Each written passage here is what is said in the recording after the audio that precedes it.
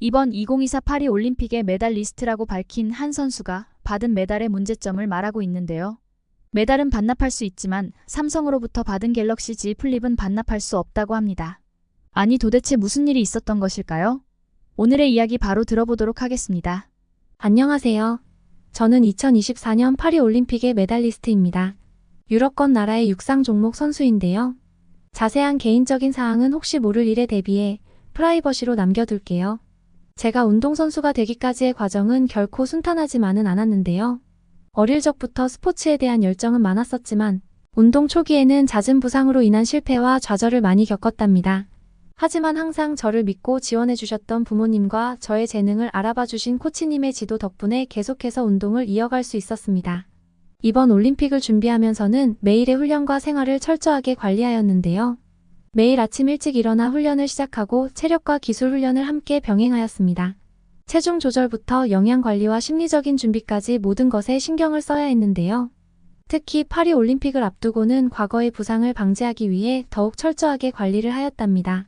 제가 그렇게 부상 관리에 많은 신경을 썼던 이유는 바로 작년 2023 부다페스트 세계 육상선수권 대회를 준비하며 갑자기 부상을 당해서 큰 어려움을 겪었었기 때문인데요. 훈련 중 발목을 심하게 삐끗하여 제대로 걷지도 못하고 훈련 또한 쉬어야 했기 때문입니다. 그 부상으로 인해 결국 그 해의 세계 육상선수권 대회에는 참가하지 못하였답니다. 재활의 기간이 길어지면서 자신감도 많이 떨어지고 매일매일이 고통스럽게만 느껴졌었는데요. 정말 그때는 포기하고 싶다는 생각밖에 들지 않았답니다. 하지만 포기하기에는 지금까지의 노력이 너무 아까웠고 또 저를 항상 응원해 주시던 부모님을 생각하니 쉽게 포기할 수가 없었는데요.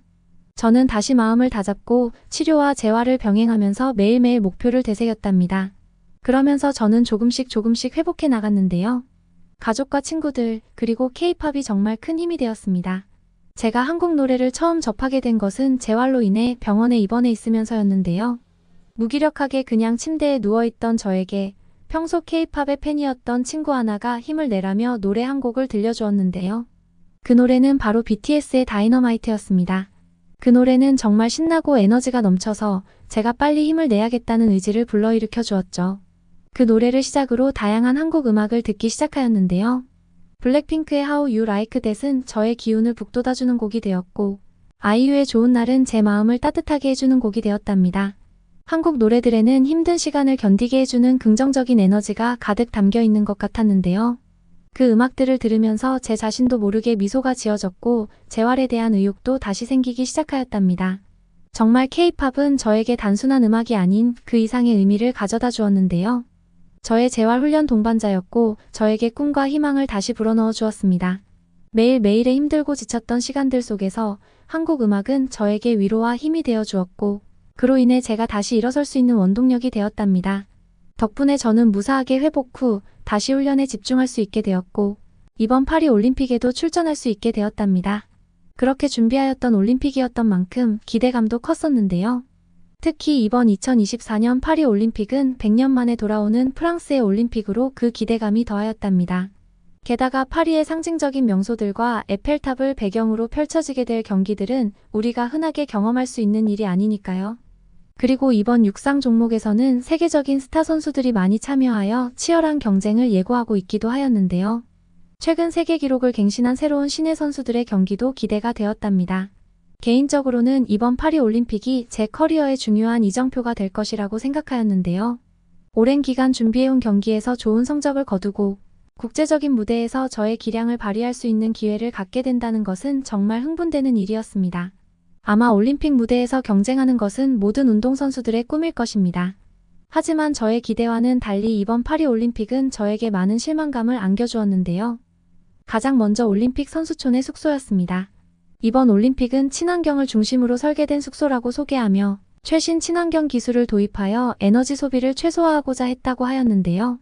이로 인해 선수촌의 숙소에는 에어컨이 설치되지 않았고 자연 환기와 차양을 통하여 실내 온도를 조절하려 하였습니다. 하지만 여름철 파리의 높은 기온과 습도는 이러한 자연 환기만으로는 충분히 쾌적한 환경을 제공하지 못하였는데요. 7월 31일 파리는 낮 최고 기온 35도를 찍는 무더위가 몰아닥치며 폭염주의보가 발령되기도 하였습니다. 연일 계속되는 더위 속에서 선수들은 높은 온도와 습도로 인해 수면의 질이 떨어지게 되었고 훈련과 회복에 많은 어려움을 겪었는데요.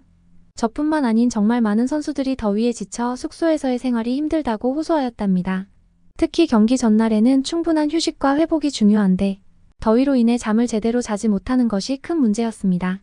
또한 에어컨이 없는 숙소는 온도 조절이 어려운 데다 팬이나 냉풍기와 같은 대체 장비도 한정되어 있어 저희들이 더위를 식히기가 너무 어려웠는데요. 선수들은 이러한 환경이 훈련과 경기 준비에 미치는 영향에 대해 걱정을 하였고 그로 인해 대회 준비에 대한 부담이 더 가중되었답니다. 친환경 목표 자체는 매우 중요하며 지속 가능한 미래를 위한 노력은 이해를 하지만 선수들의 쾌적한 경기 환경을 고려하는 것도 중요하다는 생각이 들었습니다. 최상의 경기력을 발휘하기 위해서는 신체적으로 적절한 환경도 필요한 것이니까요. 게다가 에어컨 문제는 다른 곳에서도 발생하였는데요. 바로 선수촌과 경기장을 연결해주는 셔틀버스였습니다. 프랑스의 기후 특성상 셔틀버스에도 에어컨이 설치되어 있지 않았는데요. 거기에 더해 테러 위협의 문제로 창문을 열지도 닫지도 못하게 만들어 놓았고 검은 랩핑지로 외부의 시야를 완전히 차단하였답니다. 그런 셔틀버스에 많은 선수들이 탑승하다 보니 셔틀버스 안은 금방 찜통이 되어버렸고 그 와중에 운전기사들이 길을 헤매는 일도 발생하며 이동시간이 2배에서 3배로 늘어나는 경우도 빈번하였답니다. 실제로 한 선수가 셔틀버스 안에서 온열 질환으로 인해 쓰러지는 일이 발생하기도 하였는데요. 선수들은 셔틀버스로 인해 컨디션 조절이 어렵다며 수차례 불만을 표시하였지만 프랑스는 어떠한 해결책도 제시하지 못하였습니다. 이로 인해 경기장이 가까운 곳의 호텔로 숙소를 변경하는 팀들이 생겨났는데요. 하지만 올림픽 특수로 인해 파리의 숙박 비용은 터무니없이 올라 있었고 그러한 호텔마저도 구하기가 쉽지 않았답니다. 특히 재정적인 여유가 부족한 국가나 종목의 대표팀들은 딱히 해결책 없이 힘들게 계속 셔틀버스를 이용해야 하였기에 이 또한 빈부격차의 문제로 제기되기도 하였답니다. 그렇게 선수들을 힘들게 하며 표방한 친환경 올림픽이었는데요. 개회식에서는 선수들의 입장에 엄청난 양의 기름을 소모하는 내연기관 보트를 이용하고 수많은 양의 폭죽을 터뜨린다든가 피아노를 태우는 퍼포먼스 등의 앞뒤가 전혀 맞지 않는 탁상행정식 행보였다는 생각이 들었습니다. 그리고 저희들의 숙소보다 더욱 중요한 것이 있었는데요. 그것은 바로 파리올림픽 선수촌의 식당이었습니다. 대부분의 올림픽 선수들은 높은 경기력을 유지하기 위해 엄청난 양의 단백질과 다양한 영양소를 필요로 하는데요. 이번 파리올림픽에서는 친환경을 강조하며 식물성 음식을 중심으로 한 식단이 제공되었습니다. 이로 인해 많은 선수들이 단백질 섭취의 부족을 경험하게 되었고 경기의 준비와 회복에 많은 어려움을 겪었답니다. 예를 들어 식물성 단백질원은 동물성 단백질원에 비해 흡수율이 낮고 필수 아미노산의 비율이 부족할 수 있는데요. 이는 근육 회복과 성장을 지원하는 데 필요한 단백질 공급이 충분하지 않다는 것을 의미합니다. 특히 고강도 훈련과 경기 후에 빠르게 회복해야 하는 선수들에게는 더 큰 문제로 작용하게 되는 것이지요. 또한 다양한 비타민과 미네랄도 충분히 공급되지 않아 에너지가 떨어지고 체력적인 한계에 직면하기도 하였답니다. 이러한 영양 부족은 경기력에 직접적인 영향을 미쳤고 선수들은 각자가 더욱 철저한 개인 영양 관리와 추가 보충제를 찾는 것에 시간을 소모해야 했습니다. 영국의 수영 국가대표 애덤 피티는 올림픽 선수촌의 식단에 대해 주위 이야기를 들어보면 생선에서 벌레가 발견되기도 하였다. 우리는 세계 최고의 선수들을 보고 있는데 올림픽 선수촌은 최고의 음식을 제공하지 않고 있다고 이야기하며 파리 올림픽 선수촌의 케이터링은 선수들이 기대하는 수준에 비해 충분하지 않았고 선수들의 성적에 영향을 미칠 수준이라고 말하였습니다. 그리고 미국의 체조 국가대표 시몬 바일스는 선수촌 밖에서 음식을 먹는 사람들과는 달리 우리는 제대로 된 프랑스 음식을 먹지 못한다고 비판하였으며 그의 동료 헤즐리 리베라도 프랑스 음식은 좋지만 선수촌에서 먹는 음식은 최고가 아니라고 솔직한 의견을 말하였답니다. 친환경 식단의 취지는 훌륭하지만 올림픽이라는 대회는 최고 성과를 내야 하는 무대입니다. 따라서 환경을 고려하면서도 선수들의 건강과 경기력 유지를 위한 균형 잡힌 식단이 필요한데 프랑스는 친환경의 목표만 생각하고 선수들의 필수적인 영양은 전혀 고려하지 않은 것 같았습니다. 또한 치안 문제도 만만치가 않았는데요. 프랑스의 소매치기는 예전부터 유명하여 걱정을 하기는 하였지만 그래도 세계적인 스포츠 축제인데 개선이 되지 않을까 하는 기대가 있었거든요. 하지만 올림픽 기간 동안 파리 시내는 관광객과 시민들로 가득 차 있었고 이로 인한 치안 문제는 더욱 두드러졌는데요. 특히 올림픽 참가 선수들과 감독들까지도 피해를 입는 일들이 발생하며 더욱 조심해야만 했답니다. 전 일본 대표팀 감독이 택시에서 가방을 도난당하는가 하면 아르헨티나 축구대표팀은 훈련 도중 시계와 반지를 도둑 맞기도 하였답니다. 선수들이 훈련하고 있는 훈련장에 들어와 선수 라커룸에 있는 물건을 도둑질했다고 했는데요. 물질적인 손해도 문제였지만 정신적인 충격과 불쾌한 마음 또한 심각한 문제였습니다.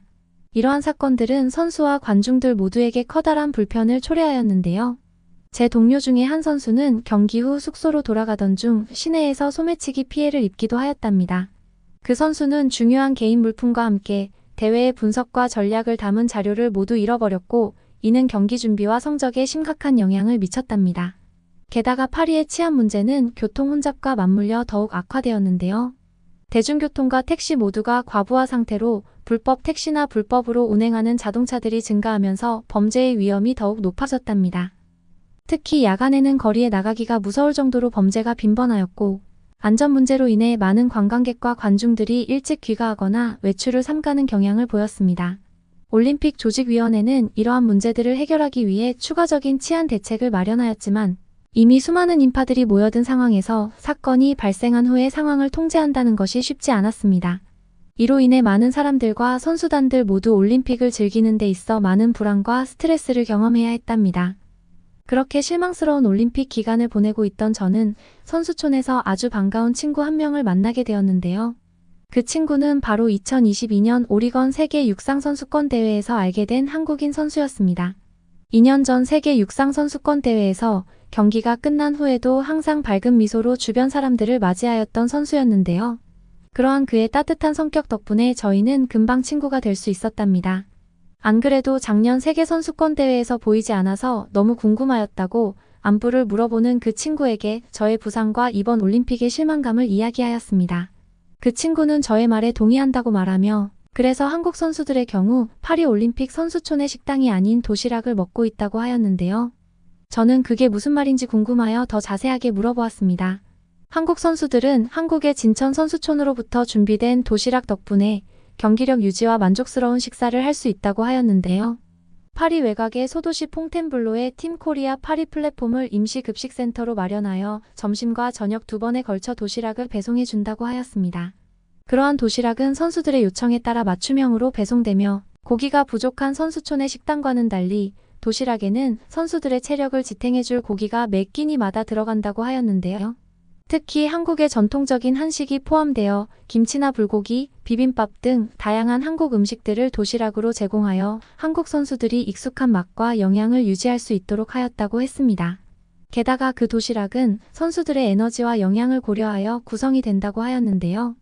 고기와 채소, 밥 등이 균형 있게 포함되어 있으며 고단백과 고칼로리 식품들이 포함되어 있어 체력 보강에도 많은 도움이 된다고 하였습니다. 선수들은 그 도시락 덕분에 경기 전후에 필요한 에너지를 충분히 공급받을 수 있었고 이는 경기력 향상에도 긍정적인 영향을 미쳤다고 하였는데요. 저는 이러한 노력들 덕분에 한국이 이번 올림픽에서 좋은 성적을 낼 수 있었던 것이 아닌가 하는 생각이 들었습니다. 솔직히 경제 규모나 인구수, 국토 면적 등 모든 것이 저희가 한국보다 더 높은데요. 이번 올림픽에서의 메달 수는 한국이 더 많았답니다. 정말 그러한 것을 보면 한국이라는 나라는 대단하다는 생각이 들었고 한국 선수들이 부럽기까지 하였습니다. 그래서인지 이번 올림픽은 한국 선수들이 더욱 많은 관심을 받았던 것 같은데요. 저는 특히 사격 여자 공기소총의 김혜지 선수가 너무 멋있었습니다. 이번 파리 올림픽 사격 여자 10m 공기 권총에서 은메달을 획득한 그녀는 소셜미디어에 올라온 옛 영상이 화제를 모으며 주목받기 시작하였는데요. 예전에 트위터인 X에 해외 팬이 올린 사격 월드컵 25m 권총 경기의 영상이 영화 존 윅의 현실판이라는 폭발적인 반응을 얻었답니다. 정말 매서운 눈빛으로 세계 신기록을 수립하고도 별 동요 없이 권총을 매만지는 모습에 테슬라의 최고 경영자인 일론 머스크도 액션 영화에 캐스팅하자 연기할 필요도 없다라고 찬사를 보내기도 하였는데요. 이번에 미국 MBC 방송이 선정한 파리 올림픽 화제의 10대 스타에도 뽑히며 007 저리 가라 할 날카로운 명사수라고 소개되기도 하였답니다. 저는 특히 김혜지 선수가 아기 엄마라는 이야기를 듣고 깜짝 놀랐는데요. 처음에는 그게 진짜인지 가짜 뉴스인지 헷갈렸답니다. 그런데 진짜라는 것을 알고 나서는 존경심까지 생겼는데요. 아이를 키우면서도 자신의 꿈을 포기하지 않았을 뿐만 아니라 육아와 일을 병행하면서도 그렇게 좋은 성적을 낸다는 것이 정말 대단하다고 생각하였습니다. 경기 운영과 진행 면에서는 너무나 불만족스러운 올림픽이었지만 멋진 한국 선수들의 활약 덕분에 그나마 봐줄만 하였던 것 같습니다. 그리고 제 개인적으로 너무 감사한 올림픽이었는데요. 그 이유는 제가 이번 올림픽에서 동메달을 획득하였기 때문입니다. 특히 이번 파리 올림픽의 메달은 LVMH 그룹의 명품 보석 브랜드인 쇼메에서 디자인하고 모든 메달에는 프랑스를 상징하는 에펠탑에 실제로 사용된 강철 조각들이 부착된다고 하여 더욱 관심을 끌었었는데요. 실제로 받아본 메달은 정말 좋아 보였습니다. 이번 메달의 가장 큰 특징은 메달 중앙에 있는 정육각형 모양의 금속이었는데요. 이는 프랑스 파리의 랜드마크인 에펠탑의 조각으로 에펠탑 개축 과정에서 나온 금속의 일부분을 보관하였다가 약 91kg의 철조각을 이번 올림픽의 메달에 사용하였다고 했습니다. 하지만 제가 획득한 메달에서 문제가 발생할 줄은 정말 꿈에도 생각하지 못하였는데요. 처음에 미국 스케이트보더인 나이자 휴스턴이 SNS에 올린 게시물을 보고는 깜짝 놀랐습니다. 이번 파리 올림픽 스케이트보드 남자 스트리트 종목에서 3위로 동메달을 차지한 그는 마모되어 변색되고 있는 메달 사진을 올렸는데요. 그러고는 이 올림픽 메달은 새 것일 때 정말 멋졌었다. 하지만 땀이 조금 묻은 내 피부에 묻고 주말 동안 친구들이 목에 걸고 나니 생각보다 품질이 좋지 않은 것 같다. 거칠어 보인다라고 말하였는데요. 그리고는 모르겠다. 올림픽 메달의 경우 품질을 조금 더 높여야 할 것 같다. 올림픽 메달은 품질이 더 좋을 거라고 생각했는데 전쟁에 나갔다가 돌아온 것 같다. 올림픽 메달은 전달하기 위한 것이 아니라 케이스에 넣어야 하는 것 같다며 불만을 표시하였답니다. 저는 그 게시물을 보고는 설마 내 메달도 그런가? 하고 케이스에 넣어두었던 제 메달을 꺼내보았는데요. 휴스턴의 메달만큼은 아니었지만 제 메달도 조금씩 변색이 되는 것 같았습니다. 너무 황당하고 어이가 없었던 저는 바로 올림픽 조직위원회에 연락하여 이 사실을 알렸는데요. 그들도 나이자 휴스턴의 게시물을 보고 현재 확인 중이라고 하였습니다. 그러면서 메달 제작과 품질을 관리하는 파리조폐국 및 해당 선수의 국가올림픽위원회와 긴밀히 연락하여 메달 손상 상황과 원인을 파악하고 있습니다. 라고 이야기해 주었는데요. 그리고 메달은 선수들에게 가장 소중한 것이며 손상된 메달은 파리조폐국에서 체계적으로 교체하여 재지급할 예정입니다. 라고 말해 주었답니다. 그 말에 저는 알았다라고 말하고 일단 기다려보기로 하였는데요. 지역대회의 메달도 아니고 전 세계인의 스포츠 무대인 올림픽 메달에서 문제가 발생하였다는 것이 정말 믿어지지가 않았습니다. 그러면서 차라리 올림픽 메달을 삼성에서 만들었다면 더 잘 만들었을 텐데 라는 생각이 들었는데요. 그 이유는 이번 올림픽에 참가하며 받은 삼성의 갤럭시 Z 플립6가 너무 마음에 들었기 때문입니다. 삼성 스마트폰은 이번 파리 올림픽의 공식 모바일 파트너로서 특별히 올림픽 에디션으로 선수들에게 제공이 되었는데요. 사용 시에는 편하게 펼쳐서 이용을 하다가 이동이나 보관을 할 때에는 간편하게 접어서 컴팩트하게 활용할 수 있다는 것이 너무 편리하고 좋았습니다. 그리고 원래는 선수들이 시상식에 개인 휴대폰을 포함한 어떠한 소지품도 가져가는 것이 금지되어 있는데요. 이번에는 올림픽 역사상 처음으로 시상대인 포디움에서 사용할 수 있는 첫 번째 스마트폰이었답니다.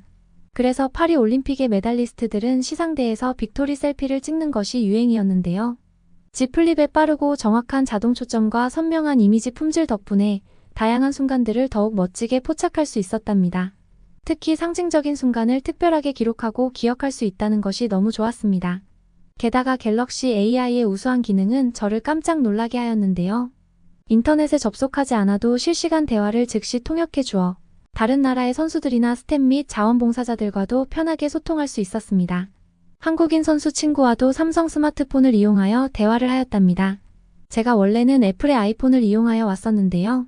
갤럭시 Z 플립을 경험하고 나서는 제 스마트폰 사용에 대한 모든 관점이 바뀌게 되었답니다. 특히 인스턴트 슬로우 모 기능은 저의 훈련이나 경기의 모습을 슬로우 모션으로 녹화하여 분석하고 공유할 수 있었는데요. 그로 인해 제 기술을 더욱 다듬고 발전시키는 데 많은 도움을 주었답니다. 그리고 이런 저의 스마트폰을 본 친구들은 그들도 이번에 갤럭시로 바꾸어야겠다는 사람들이 많아졌습니다. 이번 파리 올림픽의 메달 품질 문제를 겪으면서 현재 너무 만족하며 사용하고 있는 삼성의 갤럭시 스마트폰이 비교가 되어 사연을 보내게 되었습니다. 아직까지 한 번도 한국에 가본 적이 없는데요. 한국은 제가 힘들 때 K-팝을 통하여 큰 힘이 되어준 고마운 나라입니다. 내년 9월에 일본에서 2025 도쿄 세계 육상선수권 대회가 개최되는데요. 지금부터 몸 관리를 잘하여서 꼭 그 대회에 참가하고 한국까지 방문하고 돌아오는 것이 저의 목표입니다. 한 단계 더 성장하여 한국에 방문하도록 하겠습니다. 감사합니다. 오늘은 2024 파리 올림픽 메달리스트의 스토리를 들어보았는데요. 너무 영광인 동시에 한국을 좋아해 주시는 마음에 깊은 감사를 드립니다. 내년에 도쿄 세계 육상 선수권 대회에서도 좋은 경기하시고요. 꼭 한국에 방문하셨으면 좋겠습니다. 나중에 한국 방문의 이야기도 들려주신다면 너무 감사하겠습니다. 오늘의 이야기를 끝까지 들어주신 시청자분들께도 감사의 말씀을 드리고요. 응원의 댓글과 함께 구독과 좋아요는 영상을 제작하는데 큰 도움이 되니 한 번씩 눌러주시면 정말 감사하겠습니다. 그리고 혹시 소개하시고 싶은 좋은 이야기가 있다면 고민하지 마시고 대표 이메일로 보내주세요. 영상 제작에 적극 반영하도록 하겠습니다. 앞으로도 더 좋은 사연들을 소개해드리기 위해 노력하겠습니다. 감사합니다.